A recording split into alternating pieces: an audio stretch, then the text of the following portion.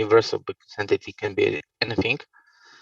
But generally, the idea is that all elements of the systems are interacting together in order to provide the common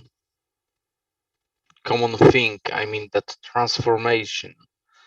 And that transformation means that we have some inputs and we have some outputs, and we are somehow transforming the input into the output. System has some boundaries by spatial or temporal. So basically, it means that we can draw a rectangle. Okay, so this is our system, and it has some kind of the inputs, outputs. As I said, there is a transformation which system is doing. So it is taking the x1, for example, and it is producing y2, and the same with y1, sorry, the same with the other things. So basically you can describe it in that way. And somewhere here, let's say, you can say this is the boundary of our system. So everything outside that boundary, this is the environment, and inside there, this is the system. We can also say something like this will be the boundary. It doesn't, it's not very important. So basically where we put, so basically it means that when we put that boundary, we say that internally this is the system, externally this is out of the system. Sometimes it is also written in that way that system has some kind of the ports. This is such language that these are the ports, and these ports are propagating the interfaces of the system on the outside. I mean that input and the output interfaces. So basically in that way we can say the system is generally that rectangle. When we are talking about such description, when we have that arrows coming to that rectangle, we can say that the system is somewhere there, but basically there is a spatial or temporal, means temporal for a moment, and spatial means that generally this is the right, let's say, border of the system. And here we have the environment. Okay, and the environment can be interacting to the system. We can imagine that, for example, this is the general idea. So we have the inputs, outputs. There might be a situation that our system has not input, so he is not taking any feedback from the environment, but it is only producing some kind of the effect. For example, when we talk about, I don't know, the oscillator on our boards, this can be expressed as a kind of the system, which is only generating the clock signal. So this is on the Y, and there is no X, frankly speaking. We are not counting here the voltage or something like that. So this is it, but it is very not known, let's say very infrequently met situation that we have no inputs and only outputs. More frequent, I think, is situation when we have some inputs and do not have the outputs, visible outputs that are interacting in the systems. And in such way, so basically we are ending with something like that. Such way we are having the system which is taking the feedback from the environment, and if, for example, it is registering the data about the sensory thing, so I don't know, temperature, humidity, and so on and so on. So it is not interacting with the environment, but only taking the inputs from the environment. So this is rather the thing which is a recording. So this is rather something which is very passive from this perspective. And typical normal thing is when we have the inputs and the outputs. Okay, let's go further. When we are talking about the system, we can describe the system with the following elements. And we have the structure, so how the system is constructed inside. So how many subsystems it has, so how many, for example, the input, outputs, and so on and so on. What is the internal construction of that system?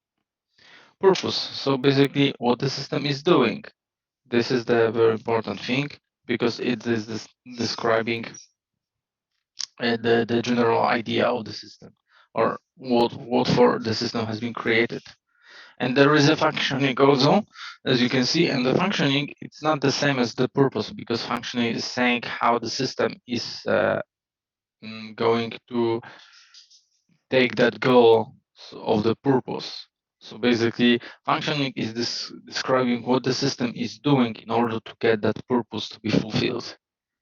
So basically, for example, system, when we talk about the embedded systems, and maybe let's take that example of the airbag system, purpose of the airbag system is to, let's say, trigger the airbag in a proper moment, so when the impact will be, and then just save the life of the person sitting in front of that airbag.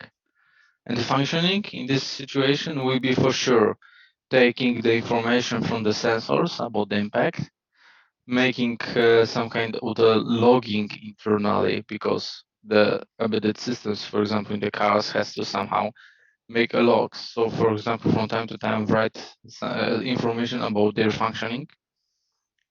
Another functioning element will be, for example, that system has to communicate with the other systems, because in the critical systems we have something like the life sign or heartbeat. It is called in the two different ways. So basically, there should be some kind of the very centric element of the system. I mean that base system, which is somehow checking whether all the subsystems or the systems are working properly. And it is checking whenever there that subsystems or the systems are sending to him from time to time some kind of the message equal to I'm alive. So basically it might be in a different way, for example, the changing the bit value or something like that, but generally it will be meaning that that system is still alive online. And this is also the thing which that airbag system has to do. So basically, airbag system as a purpose has to trigger that airbag. But when we are talking about the functioning, it has many operations that has to be done.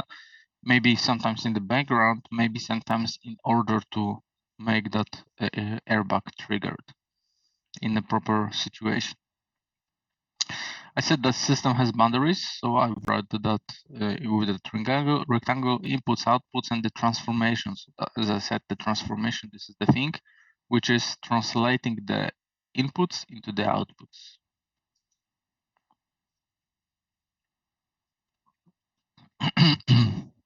What is the embedded system? This is the kind of the smaller system which implements a function of a larger system and exists within it. It's a combination of hardware and software. So basically, it is a little bit tricky in definition. Embedded system is the component of the bigger whole, it might be.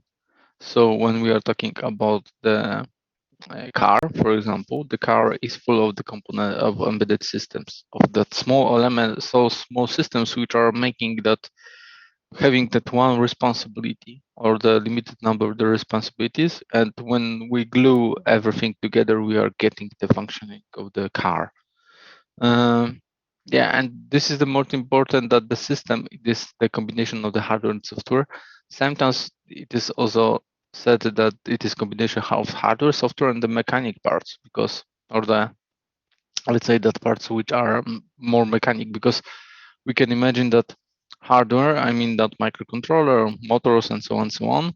Software, okay, we know it, and something like, I don't know, hydraulic elements or pneumatic elements, and this is rather the things associated with the mechanics than the hardware. So basically, all that elements together stick together are the embedded system. Embedded systems in cars, we have such let's say figure showing what are the different systems in our car.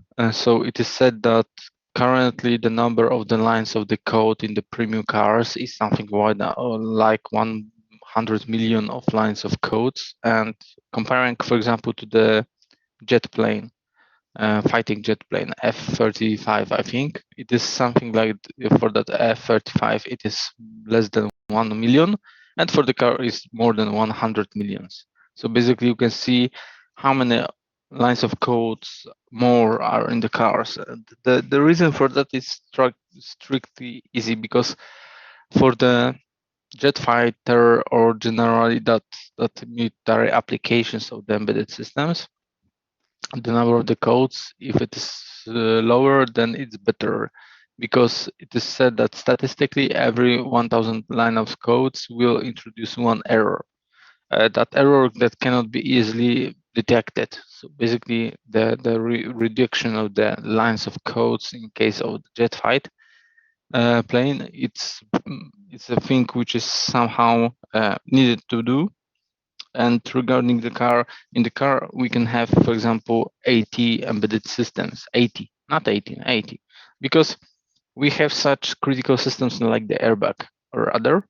We have not so critical, like, I don't know, powertrain system. So controlling the motor, and through the controlling the motor, I mean that generally there is a software which is having some kind of the settings, and that settings give you the that power horse you have under the hood of the motor. And this is typically that, for example, when you are buying the car right now, you have the same motor with the different power horses values. And this is due to the reason that generally the changes which are needed right now are mostly in the software. So basically, using the software, changing the map of the, for example, fuel injection or something like that, you can easily change it. So basically, this is also one thing about the embedded systems in the car, so powertrain. But also we can have something which is called the comfort embedded systems or comfort systems. For example, heating the chairs or the, let's say, infotainment systems. For example, I'm not saying only about the radio. I'm saying about, for example, the video, something like that. Maybe the Bluetooth connection. This is strictly the another part of embedded systems done by the individual component.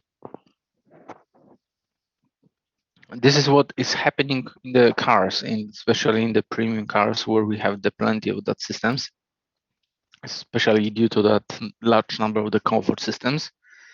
And this is a kind of the old world situation where we have a small embedded system which is doing one responsibility, and through that we have 80 embedded systems which are composed to one car. And it is how the manufacturers were doing with the cars from till now, I think. And from some time ago, there was a Tesla which has let's say manufactured some cars, and they propose a totally different idea. So basically, have a limited number. I don't know, five quite impressive computers in the car. I mean that very powerful, which are sharing the different responsibilities. So several old embedded systems are running right now in the one embedded system. I mean, on the one hardware, and it's using the same resources. But from the same side, it is a very sometimes it might be problematic, because one of the things regarding the, for example, manufacturing the car, you have to say that your system is safe and it is not influencing operation of other systems. So for example, when you are using the radio is not interfering with the usage of, I don't know, airbag system, or it is not having, it is not creating any problems in the airbag system. And the best option to do it is just to split that. There will be two different CPUs working for the airbag and for the infotainment. For example, that radio. I mean that totally two different boards. This is the one of the reason that can be done here. One of the solution can be done here in order to do that.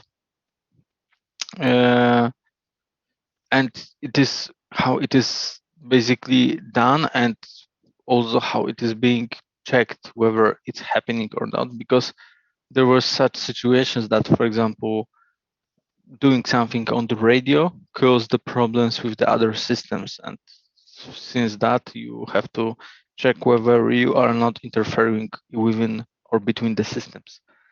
And this is what is happening. But basically, all of that you have to also check whenever you have that, let's say, distributed embedded system, not that one general thing.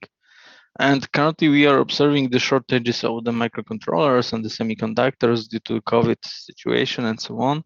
So basically, the Tesla is winning right now in this situation because they have that limited number of the silicon needed for production of the car, and the normal manufacturers of the cars, or the, let's say, traditional manufacturers of the cars, has problems.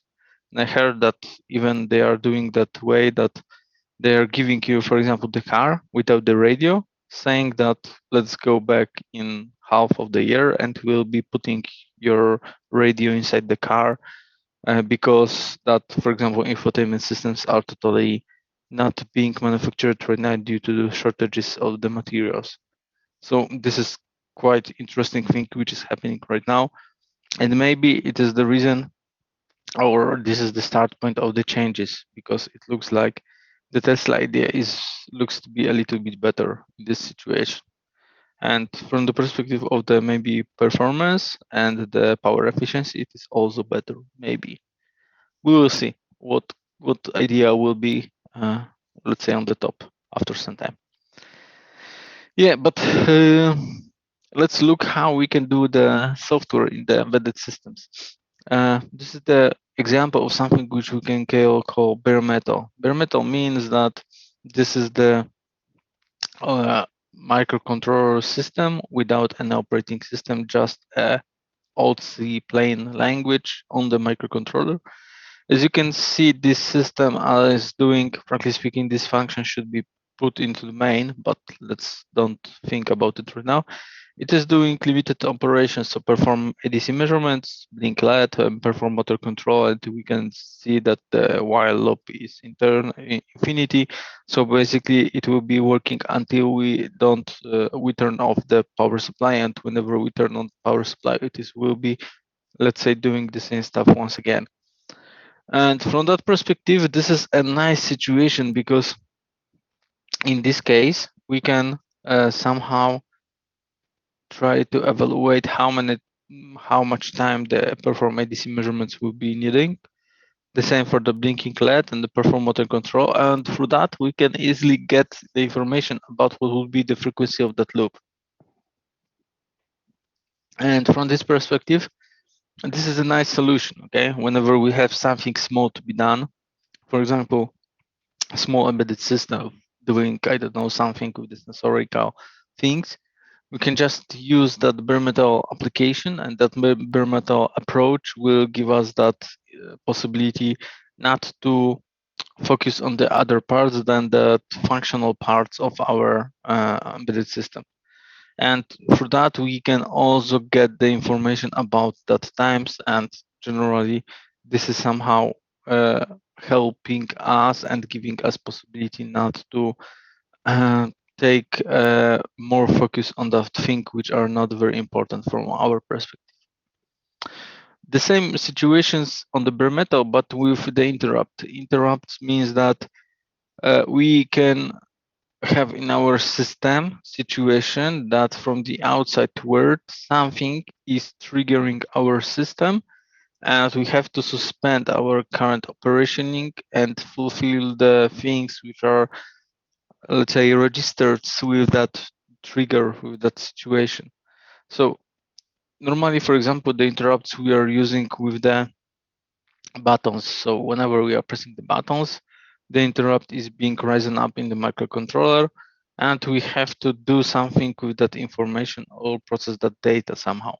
But generally, it means that we are suspending the normal operation, so that while loop will be generally suspended, and we will be doing that some ISR function, so interrupt service routine function. We'll be talking about that more specifically in the future.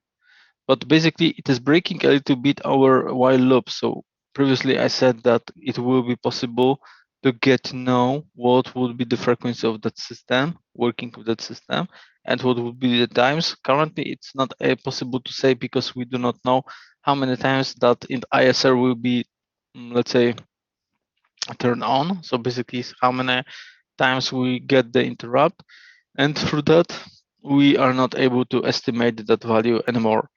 So this is the thing which is very important from this perspective, and we have to be aware of that. That interrupt gives us the possibility to interact with the world in event-based mode. So basically, whenever something happens, but it also breaking up our current world, and this is where the bare metal application sometimes stops to act as we wanted to act. So in this situation, imagine that we are making that perform ADC measurements, and there is that interrupt coming to us. We have to suspend all operations here, save our current state, and switch to the ISR function. After that ISR function, we can go to that place where we stopped. We have to, let's say, unfreeze all the data and take it once again and continue the operation. So here we can see that there are operations in which we have to save our state and to suspend unsuspend our state. So basically the time consuming things. From the perspective of the design of the development, that ISR function should be as simple as possible, as fast as possible, and don't put too much logic, because it is something which is breaking our chain of actions in the while loop. So basically do it very fast. So basically in the ISR, we normally are, for example, increasing the value of the global value, or setting some kind of the, let's say, bool value to true or false or something like that. We are not making some sophisticated things there. And yeah, so this is the picture which is showing that operation. Imagine this is the task 2, task 1. This is the task 2, and this is the ISR, and this is what's happening in our system. So task 1, it takes some time to be done. After that time, we are switching to the task 2. This is the situation when we are talking about the situation, the system where we have a task and we can have the task in the multiple different ways, in the parallel way, for example. So we have the task 1, we are switching to the task 2. Maybe for now we can say that regarding this slide, this is the perform ADC measurements. When we are ready to do it, we are just going back to the blinking LED, okay? And then going to making the measurements. Here, this is a quite interesting situation, because it is describing the situation when we have set some tasks in our system, and the task has some priorities. For example, this task is the low priority task, and this is a high priority task. And in this situation, the low priority task ended before the high priority task wanted to be handled. So we cannot see anything, let's say, against that operation that is cutting a little bit our operation. So here the task 1 has ended, task 2 started to be done and ended. Then there was some time gap, as you can see here, and we started to do task 1 once again. Since there was nothing better to be done, we just do the task 1 once again. Then the task 2 has risen up, so it has said that, hey, hello, I'm ready to be done right now. So we switch to the task 2. And then we have that situation that we have the interrupt service routine, something which is very, very important. And that operation showing of that ICR resulted in the stopping of the task 2, going to the ISR, operation the ISR, going back to the task 2, and going back to the task 1 when the task 2 has been ended. So basically, this is normally what is happening in the bare metal applications when we do not have the priorities. This is more what is happening in the systems where we have the different tasks and the different priorities. That can be also applied somehow to the embedded system. Maybe it's not very visible here, but as I said, there is a gap between the times of switching and every time. When we are talking about the switching, there is a small amount of time which is needed to switch. So basically, there is amount of time needed for saving all the data which are currently being processed in that given task on the stack. And on the stack, we are also adding the return address of the function of operation where we before. Then we are switching to the ICR we are doing, and we are writing the stack, so we are taking the elements of the stack and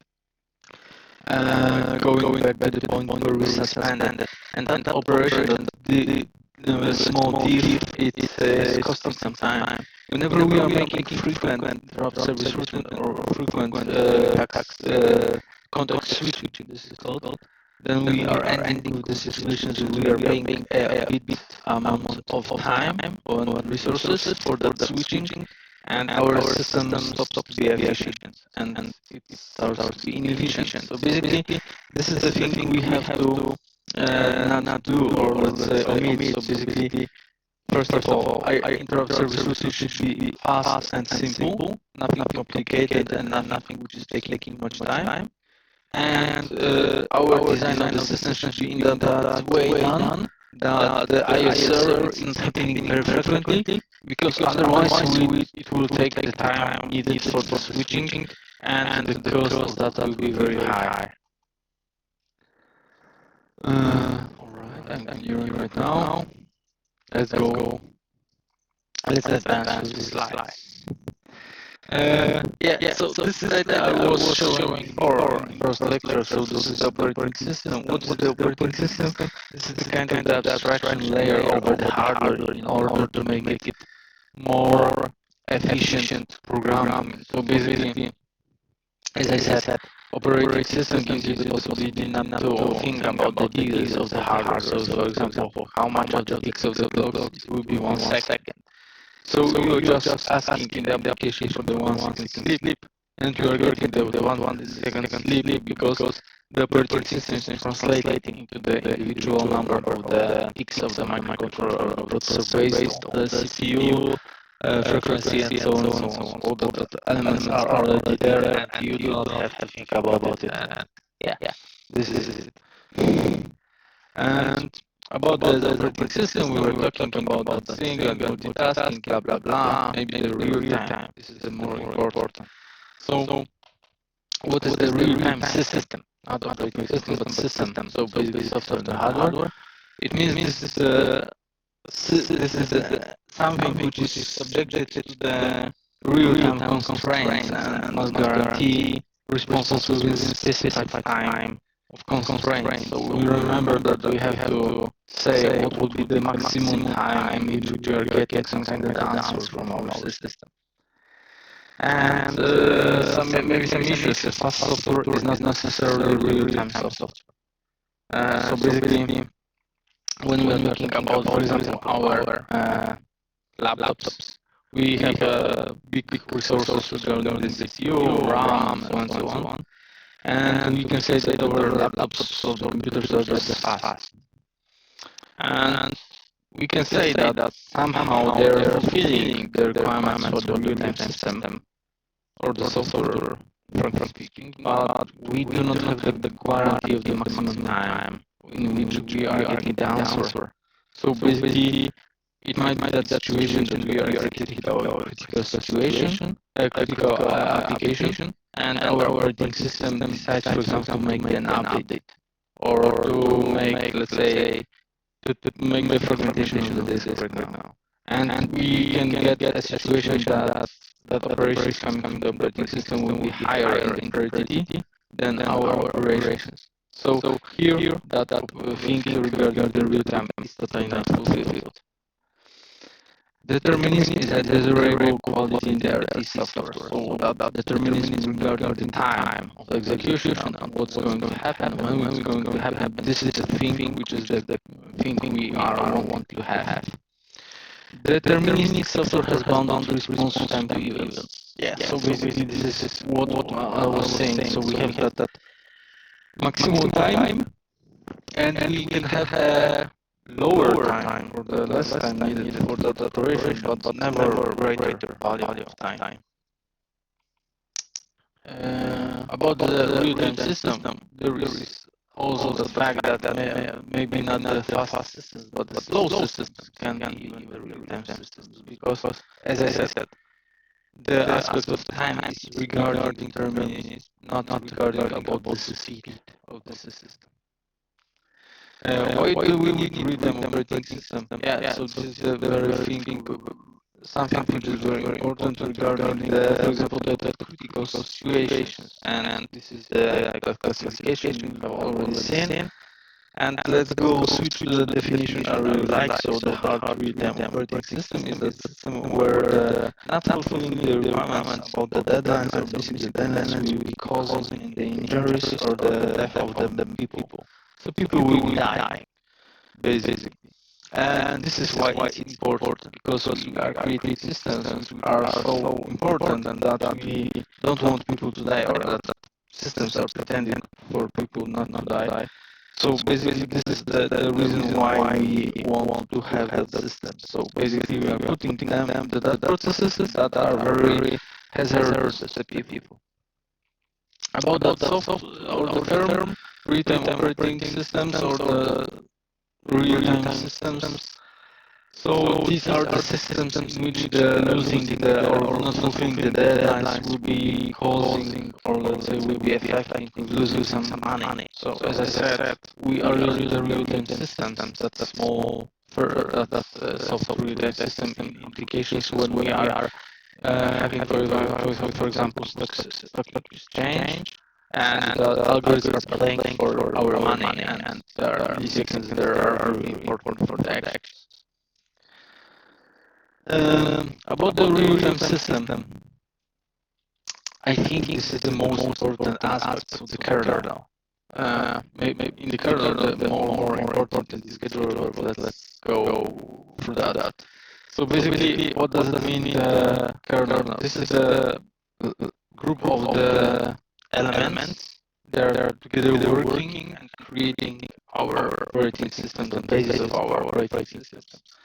And the kernel, it is made of the three different elements, we can say. Frankly speaking, I think there are more, but these are the three general things, or the three most important things. Objects. Objects are just the data structures which are used in our kernel, in our system. For example, when we want to open the file in the system, there is something which is called the file descriptor. So that static object which is describing what does it mean the file. So where is the path, and so on. So all the elements are covered in that object, which is called the file descriptor. And the same with, for example, the application we are running our system, we are running the process, and there in the objects we have the processes, and that process is the description what the process has. I mean that's static because it is not saying anything about the behavior. So basically, when I'm talking about the static description, we can say, for example, the static description of the laptop is that it has such CPU, it has such I don't know, number of the RAM, and so on. So basically, these are the static parameters of that something. And services, this is the functionalities which are being integrated in the kernel. So frankly speaking, these are the functions, the function objects, or the system calls. So basically, that elements, that operation, these are the operations which are doing something. For example, when we are allocating some kind of the memory, or we are starting the application, we are using some kind of the services, and the services are operating on the objects. So the subject of the services are the objects. For example, when we are opening files, we are using some kind of the service which is called open. Okay, and that service is using as a parameter object which is the file descriptor. And the scheduler. Scheduler, this is the guy who is saying which process should be right now being executed in our system. So he is managing our processes, and he is managing, frankly speaking, our system from the perspective of the function of the task. So basically, it gives the time, for example, for the given individual process to run. And for example, it also takes that time whenever the process is not using it anymore or something like that. Basically, it can be visualized in that way that we have a kind of the QE in which we have the processes waiting for the time, and the scheduler is saying as a kind of the, I don't know, security guard on the disco that you are entering, and you are not entering right now. So this is the scheduler. With scheduler, there is something which we can call the scheduling technique or the algorithm, which is saying the description, which is just saying what are the key parameters or basically what we are taking into account when we are making the scheduling. So, for example, this is totally the description of the strategy of the scheduling. And yeah, so this is it. And from my perspective, I think that the scheduler this is the creme de la creme of the real-time operating system, because the scheduler is that guy who is really waiting and really checking whether your time has ended or not ended, and give you the possibility to be executed and so on and so on. So basically, this is the guy who is performing that real-time operation, and the sustainable and robust work of the scheduler will guarantee the robustness of our system. Yeah. Uh, Tricky part is not in every operating system. If we go, for example, for that while loop, there is always a while loop. So basically, there is always a while true, while one, or something like that. Because in this while loop, we are stopping our context, or we are not getting out of that loop. When we got out of that loop, we are just ending our application, and it makes from the perspective of the microcontroller that the microcontroller is doing nothing more. And the same thing is, frankly speaking, happening in the scheduler. So in the scheduler, we have that infinite loop, which in that infinite loop, the scheduler is getting the QE of the process to be used and run, and so on. Uh, Types of kernels. We have the different types of the kernels.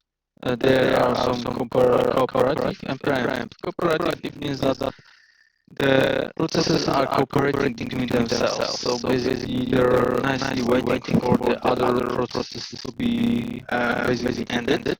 So whenever we are starting some kind of the application, it is giving us time for doing that, and whenever we are not fulfilling that, let's say that time, we are continuing the work, or we are just, let's say, stopping the work, but this is not the scheduler who is saying that you are stopping right now and have to do it, because the process can also define that operation and can do it by itself. About the preemptive, this is the typical thing about the scheduler and aspect of the real-time system. It means that whenever the time which was designed for that process to be executed is ended, the scheduler is coming to us and saying, now I'm getting your time and I'm turning you to the sleep mode or suspending you or something like that. And whenever there will be a task coming to our system which will be having a higher priority than currently being executed, we'll be doing quite the same thing. So we'll be stopping that task, and we'll be switching to that new task which is coming to us. So that preemptive means that this is a functionality in which we can stop operation of our task whenever the higher priority task is coming to us, or we just get rid of the amount of time which was needed for doing that operation, or maybe it was designed for that operation in our system. About the real-time operating systems, there are some kind of advantages and disadvantages. The really big advantage of the real-time operating system usage is the fact that we have already ready scheduler. So basically, we do not care about switching the processes, or we are not thinking about how to design the system to make it in a proper way.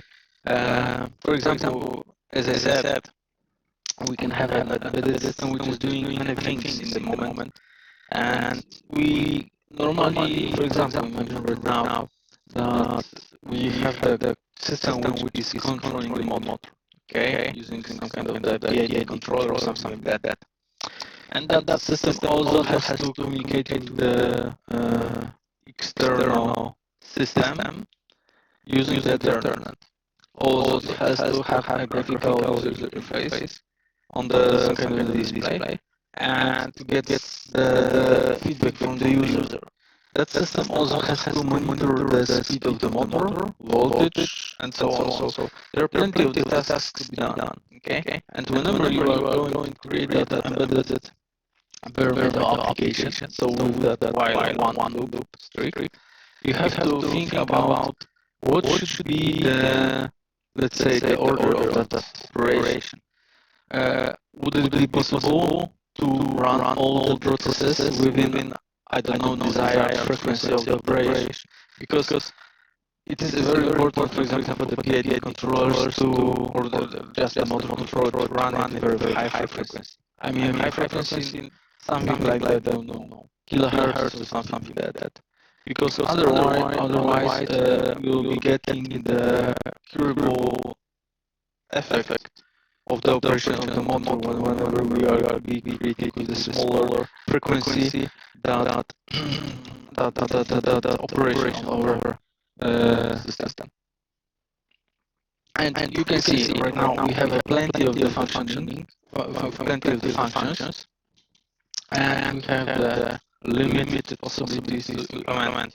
For example, when we implement it in some kind of the order, we do not have too much possibility, for example, to let's say control it in that way that the, for example, getting the information from the graphical user interface from the GUI will be happening 3 times or three times less frequent than controlling the PID. So basically, we just cannot assign a kind of the priorities of the importance factor to our functions here in that pyramidal application. In the real-time operating system, we can just assign the individual function to the individual, let's say, functionality, the individual uh, task, and with that task we can say that, for example, that task of the controlling the motor is very important and has to be done with some kind of desired frequency. And for example, the GUI usage will be done with this lower frequency and so on and so on. So basically, with the RTOS, you can just really assign some kind of priorities, and this will be the matter of the scheduler to manage it and do it in the proper way. So basically, this is one of the advantages. Another advantage is the real-time operating system for RTOS is something which is standardized. So from that perspective, it will be easily extended, and we can add additional functions to our system. For example, in some kind of systems like, I don't know, Linux, we just can use another devices, another hardware through installing only the drivers. Okay, so getting drivers from kind of the website in the send our system to use it. And regarding the, for example, the free RTOS, using the free RTOS with other frameworks of communication, it will be quite easy because normally such things are done in that way that these are the additional layers we are putting to our system. So basically, we do not have to make the hacking in embedded in the old C plane or something like that, but we are just using the kind of the another layers of abstraction. We'll be talking about it, I think, when we will go to the free areas, for example, description of the architecture. And the one very important thing, which is commonly not, let's say, taken into account frequently, the RTOS is just tested. So I'm saying, for example, a free RTOS is the fact that this is widely used, and for example, Linux and the Windows are widely used. It means that many people are using them, and it means that the big bugs has been maybe already defined or detected, and through that we have that information that, for example, that operation, that functions of our embedded system has been already tested, and maybe there is no bug. So basically, the system is really nice working from this perspective, and we do not have to think too much about, I don't know, whether that individual aspect of our system is working or not. So these are the advantages. These advantages are pretty easy to be defined. There is no slide for that, but I can say you. So basically, one of the disadvantages is for sure the cost. Sometimes the real-time operating system or the operating system on the embedded systems are very costly. Free RTOS is totally free, but when we just want to use other operating systems, which has some kind of certification for the RTOS, this will be the cost. Okay. For example, when we are will be talking about the QNX, and the QNX is that operating system which is capable to be hard real-time operating system and very very secure. The license for development something in the QNX is the cost of something like the $1 million per station.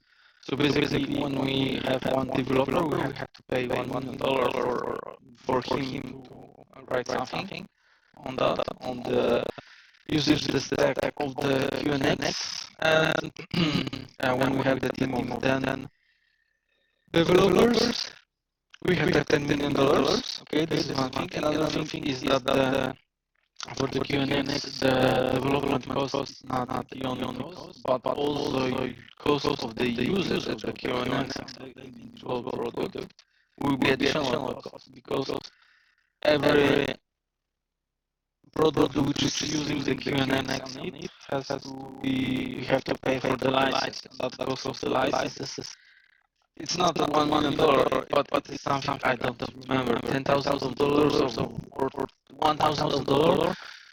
For sure, this will be the cost which will be transferred to the, let's say, the customer, because whenever we want to, let's say, use that QNX in the car, the customer will be paying for that, but these are the costs which are making the price higher than smaller. So these are the cost aspects. The most important, I think, part from the perspective of the embedded system is, or the disadvantage from the perspective of the embedded system is the fact that operating system takes some time and some resources. Okay, time is also a resource in the embedded system. So basically, the operating system uses some resources, and it uses some resources because it needs some resources. For example, that scheduler, as I said, this is the guy who is maintaining and he's taking care of your operation of your system, but some kind of the CPU time is needed for him to be operate, because this is that algorithm which is doing something. So he needs a time, memory for that, and so on, so on. So basically, you have to pay for him. And this is another disadvantage, and bare metal application would have that scheduler problem. So basically,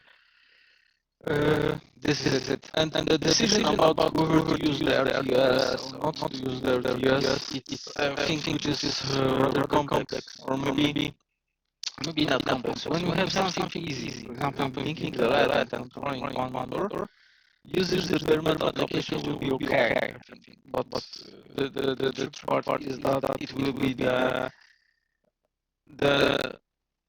the operation of the thing which has been already done by other users so many times that, yeah, you will just reinvent the wheel once again. So this is the thing. So from the perspective maybe of the RTOS, maybe there is already a task defined in the RTOS for that specific operation, and you would not have to write it by your own. So this is another part. Whenever we are talking about more sophisticated and complex situations like the controlling of the several motors, communication, and the graphic user interface and other things, then the usage of the RTOS might be a nice solution here. Okay, let's switch to that thing, the process and threads. Let's start that let's say chapter of our journey. So first of all, there is something which is POSIX. POSIX is the specification of a C standard library. So basically, in the POSIX was developed at the same time as NCC. NCC is the standard of the C language, and the POSIX is the specification of that library, C library. And C language, from this perspective, it's wider definition than the POSIX. POSIX only taking some kind of the aspects from the C library. And there is something which is also called the POSIX 99, I think, or sometimes called POSIX B. And this is that sub specification, sub group of the elements which has to be fulfilled in order to get that certification, which is saying about mm, the API and functioning of that library. So what does it mean basically? It means that whenever you are using the different operating systems and the different, I don't know, hardwares, the different systems and all, and you will see that it is confirming the POSIX. It means that the operation or the functioning will be the same on the different systems. So we do not care what kind of the system is. The POSIX means that the operation and the way we should do it will be quite the same, because this is the real aspect of the standardization. So this is one thing. And here this is the example of the main function would be, maybe don't here on print, but print it way. This is fulfilling the POSIX, and whenever we will be compiling it for the AVR, for the STM, for the x86 on the computer, and all other microcontroller and embedded systems, will be operation will be quite the same. So basically, we'll be doing quite the same thing. One question I'm asking on this slide for the people is what that application is doing. We can see that it is including some kind of the library. It is taking some kind of the we have only one main, and we have the one infinite loop while. Inside we have the command out print, and we have the return zero. So typically, hello world application, hello world code without a hello world.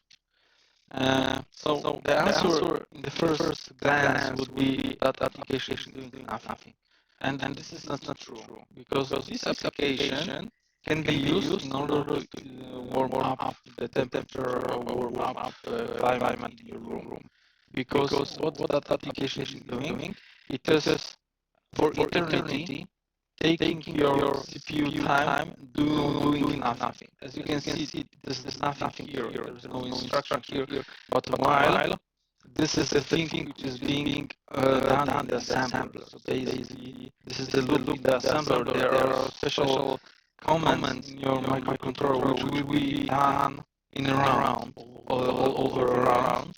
And it means that basically your microcontroller will be doing only that while loop for eternity. So basically, it will be doing it, one thing, and the other thing it will be doing with quite big speed, because it will be doing it constantly. You can see here I have code. Yeah, so basically this is something like that. As you can see, I added the sleep function here and the print, and but both of them are commented. We can just compile it.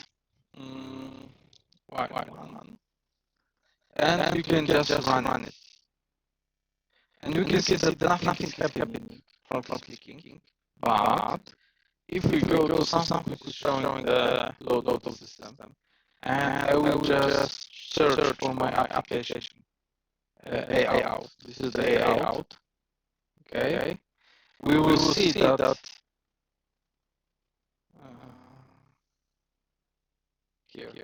We can see that 100 of the percent of the CPU is being used here in the application.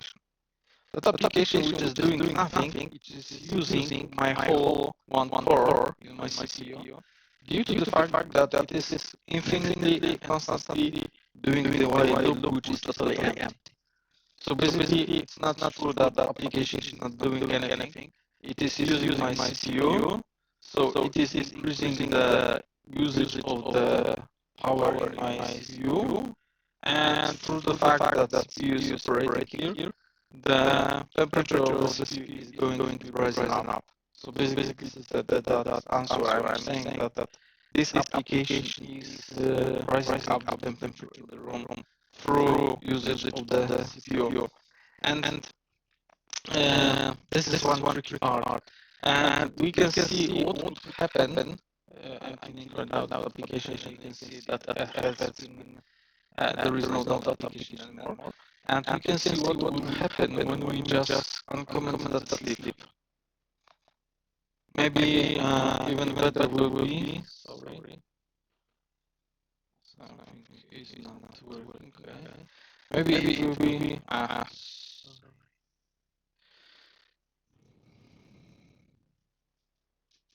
let's go with that. And for example, maybe add one more thing here. So printing, we will see how it will be happening. Yeah, so infinitely hello world, so infinitely execution of that single line. And the same situation with the usage of the resources on 100%. Oh, sorry. I'm not using right now 100% of the CPU due to the fact that most of the time I'm just trying to push the something can say the output buffer. So the buffer which is holding the prints here into the out, and this is done with the together with the operating system, and the operating system is synchronizing it, and it's not doing on demand in the same moment. So basically, the operating system, as you have seen here, has a little bit downgraded the, let's say, CPU time due to the fact that we were mostly waiting for the synchronization time for that register to be going out of the data. So basically, through that, our system is a little bit limited regarding that operation of the data of the buffers. We just limited the operation of our application. But let's go to that code. Once again, I will just print it out. See now that everything is as previous. So we have that 100% of the usage. Let's go to the nano, put the sleep here. Sleep means that in this moment, our application will go to the sleep state for 1 second. So it will be not executed by our microcontroller. Run it. Okay, and let's look for that A out. As you can see, A out is not using anymore 100% of the CPU time. So the usage of the CPU is limited right now, and it is due to the fact that we have limited using sleep. So from second to second, our application is rising up.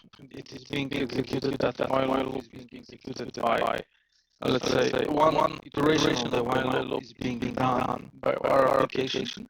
After that, it goes sleep for 1 second, and it will be rising up in the for eternity. Okay, and execution of our while loop, it takes, I don't know, microseconds, while the 1 second is far more. So this is the reason why we do not have the CPU time here, because it's something, I don't know, third space after the comma or something like that. Yeah, so this is what's happening. I hope you get it. And this is also is the thing you have to do on your project, the first list. So take care of that thing and check that information. Take take it and get some kind of reports by your own. Yeah. Uh, Basically, this is the moment in which I would like to stop for a moment.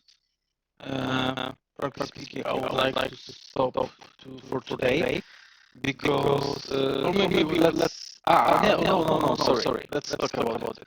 So generally, what is the process? Process we can say is in let's say that Wikipedia definition. This is the set of activities that need interact to produce a result. But this is the common word. So whenever we are making processes, for example, process of the I don't know of creating I don't know some kind of food.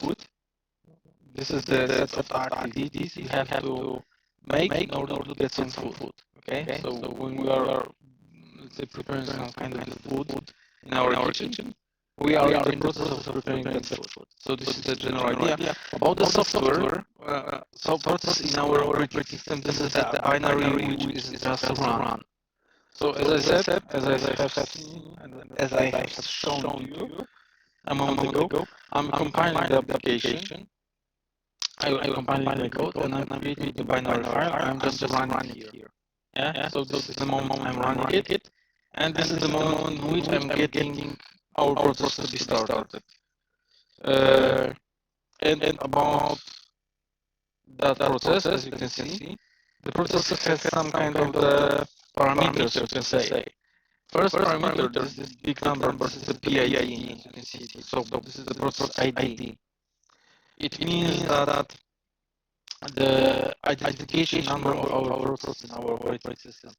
Through that identification number, we just can do many things. For example, you can say to that process just to turn off or something like that. We'll be doing it in a moment, but let's go further. With that process, we have some kind of user, some kind of information about the memory, resources, your time, we already seen it. In Linux, everything is a process. Everything is a file. This is somehow called. So we are going to something which is called directory prods on our main root path. Let's go to that 1110.06 directory. So this is the directory which is associated with our process, and let's do it. Ls means delay. So this is the thing we can apply here. This is the listing of our files in this directory. What I want you to show is the fact. As you can see, this is the symbolic link, and it is saying what kind of the application has been executed here.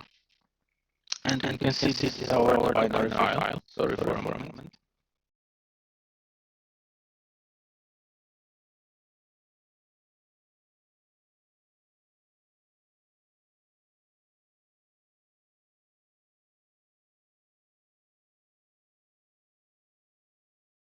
Okay, so this is our binary file. CWD current where directory and other things. You can see how many things are here in that directory. In this directory, we have grouped all the things which are needed for our process to be working. For example, we can see what is in the status. Okay, status.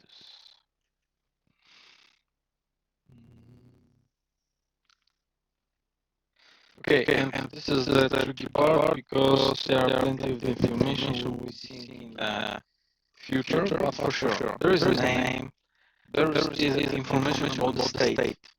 We'll be talking about the state of the processes. And currently the process is sleeping, so basically it's inside that function. It has some PID, it has some PPID. PPID is the parent process ID. And it means that this is the process which has created our application, or the created process of our application. Okay?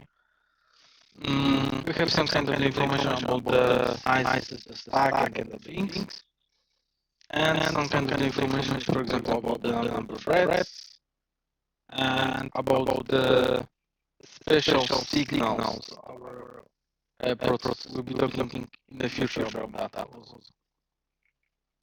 There are some kind of other information we can find here. So I really encourage you to doing that first list. Take some information about it. For example, I don't know, cordon filter, command line, FD. This is a FD. This is a nice thing also. We can see here FD. This is the file descriptor. As I said, everything in the Linux is a file, and it means that these are the inputs and the outputs of our application, our software. 0, this is the FD number 0, this is the standard input. And it is connected currently to this console. This console, this is the PPS program by 0. The 1, this is the standard output of the process, and it is also connected to that terminal. And 2, this is the standard error process, so every error message will be printed on this terminal also. Sometimes, for example, when we can mix a little bit with that file descriptor, I think I will be doing talking about it next time. So basically, we can make some kind of the changes, and this is not only the way that all the file descriptors has to be showing the same terminal. What is more, we can create new file descriptors, so the new inputs and the outputs of our processes from the perspective of the operating system. This is the memory layout of our process, so our application. So once again, this is very important. Process is the runnable application in our system. So we are compiled code, or maybe we do not have the compilation because we are using Python or Bash.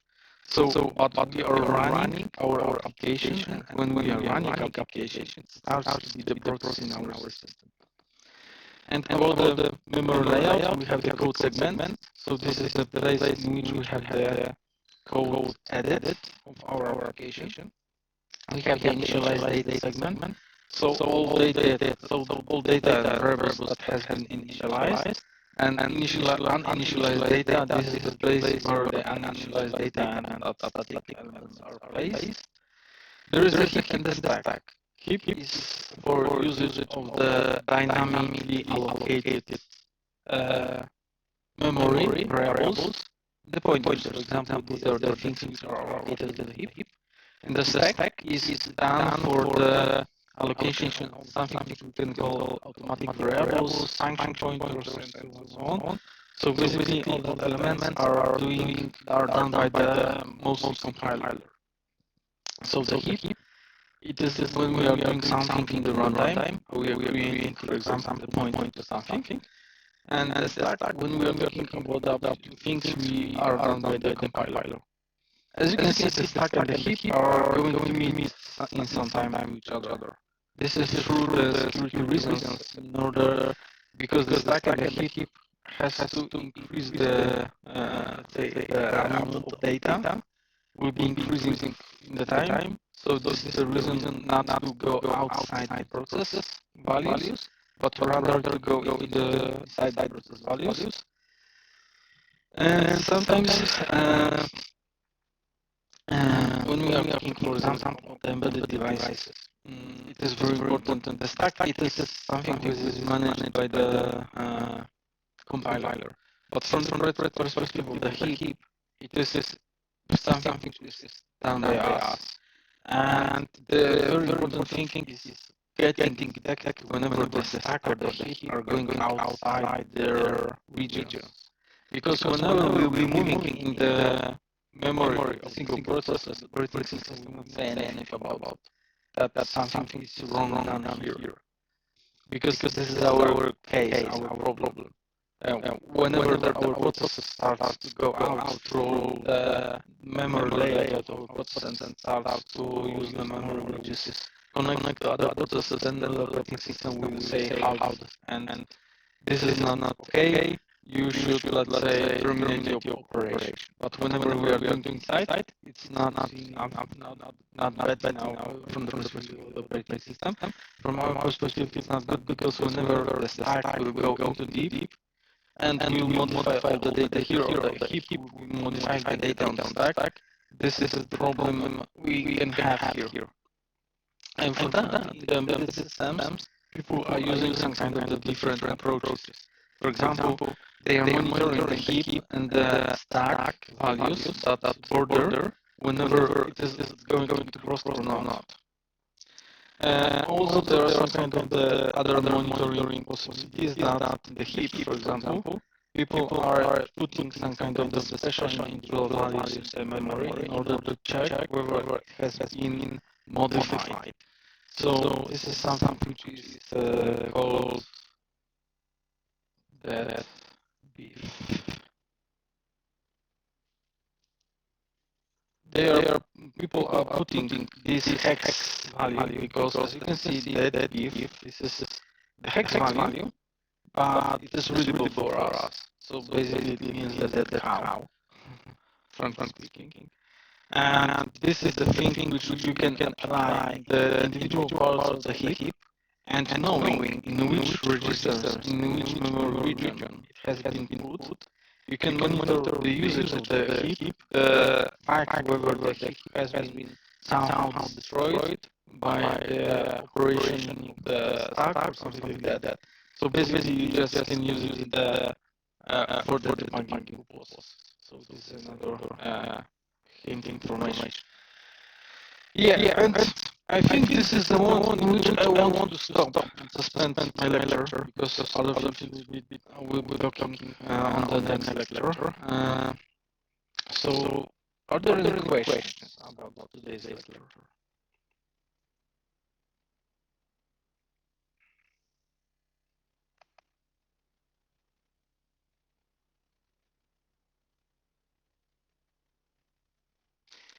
Okay, if there are no, so thank you very much for today. This is all from my side. As I said, we'll be not doing the short test due to the fact that you have already done it in the previous semester. So I don't think it is nice, it's needed right now. Next time when we have the short test from the material of today's lecture and the next lecture, but we will be composed to the same topic, so basically don't worry about it. Okay, so thank you very much. Have a nice day and see you soon. Bye. Thank you. Goodbye. Goodbye. Goodbye.